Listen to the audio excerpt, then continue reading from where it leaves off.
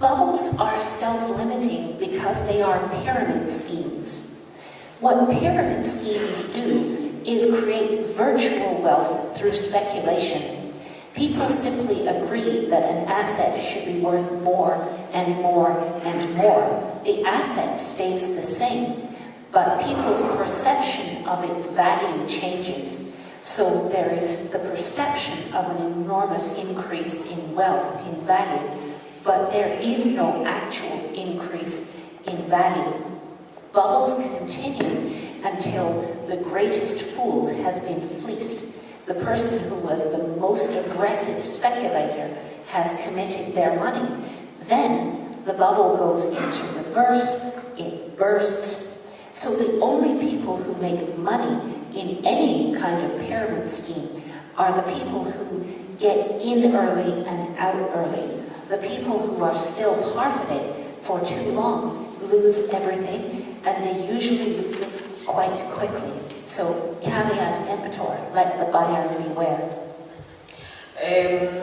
Qui proprio andiamo a capire in che modo sono costruite queste bolle, che sono un fenomeno comunque autolimitante, secondo appunto il sistema piramidale chiamato anche Ponzi, dove chi entra per primo sono quelli che guadagnano, chi entrano dopo, quindi chi entra per primo e anche chi esce per primo sono coloro che hanno i benefici, mentre chi entra dopo sono i cosiddetti, come dire, sciocchi, stupidi, no? Che poi alla fine sono quelli che poi rischiano anche di perdere assolutamente tutto quanto.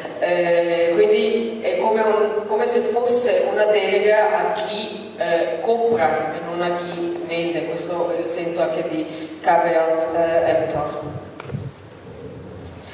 Più o meno riuscite a seguire perché ok, fantastico, grazie.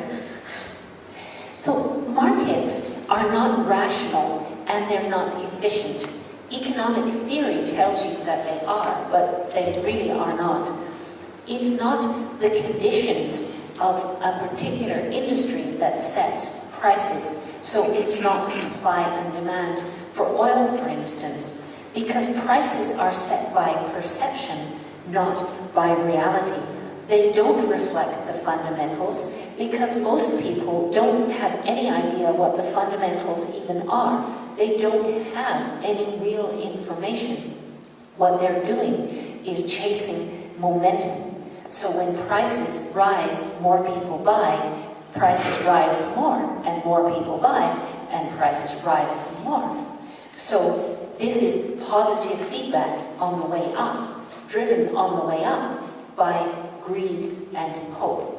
On the way down, when a bubble is bursting, prices fall, so people sell, so prices fall more, and more people sell. This is positive feedback on the way down. So it's positive feedback in both directions, but it is momentum chasing.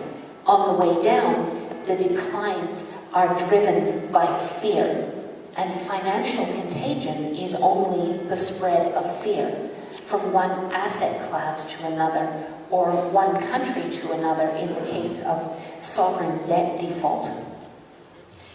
Allora, i nostri mercati, al contrario di quello che magari tutti quanti possiamo ritenere, non sono assolutamente razionali ed efficaci, ma sono principalmente governati dalle emozioni.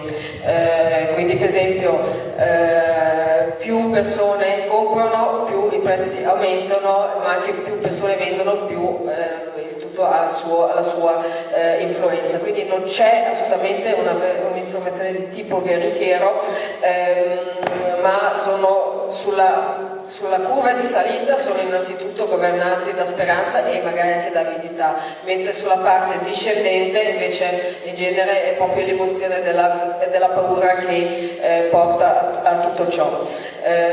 Quindi per dire non ha una valenza di tipo reale quello che sta succedendo a livello finanziario, ma è soprattutto indice di quello che sono le emozioni che agiscono dietro. Here are some historical market bubbles. So they go back a long way. You don't need fossil fuels to have a bubble. So the first one is the tulip mania in Holland in the 1630s. The second is the South Sea bubble in England in the 1720s. And the third one is the American stock market in the 1920s and the crash of the 1930s that led to the Depression. Qua per esempio lei fa 3 esempi storici, quindi non è la prima bolla nella quale noi ci troviamo, ce ne sono stati altri in epoche storiche.